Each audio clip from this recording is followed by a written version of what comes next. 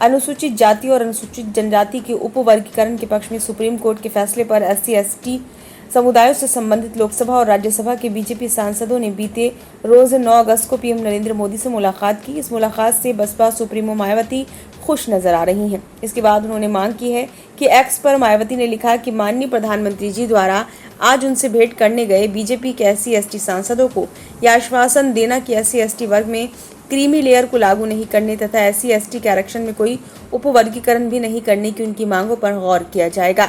ये उचित व ऐसा किए जाने पर इसका स्वागत। अपने अगले पोस्ट में मायावती ने लिखा है कि अच्छा होता कि माननीय सुप्रीम कोर्ट के संविधान पीठ के समक्ष बहस करने में केंद्र सरकार की तरफ से अटॉर्नी जनरल द्वारा आरक्षण को लेकर SC/ST में क्रीमी लेयर लागू करना तथा इनका उपवर्गीकरण किए जाने के पक्ष में दलील नहीं रखी गई होती तो शायद ये निर्णय नहीं आता।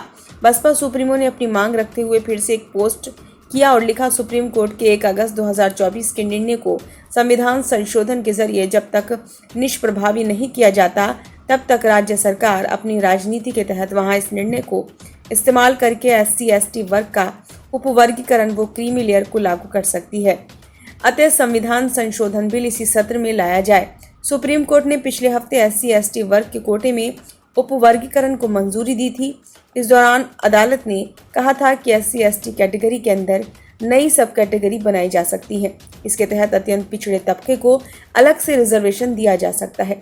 सुप्रीम कोर्ट ने यह भी कहा था कि राज्य सरकार कोटे के अंदर कोटे की अनुमति दे सकती है, लेकिन उन्हें यह सुनिश्चित करना होगा कि ये निर्णय राजनीतिक महत्वाकांक्षाओं के आधार पर न लिया जाए और यदि ऐसा होता है तो समीक्षा की जा सकती है। ब्यूरो रिपोर्ट, नई दिल्ली।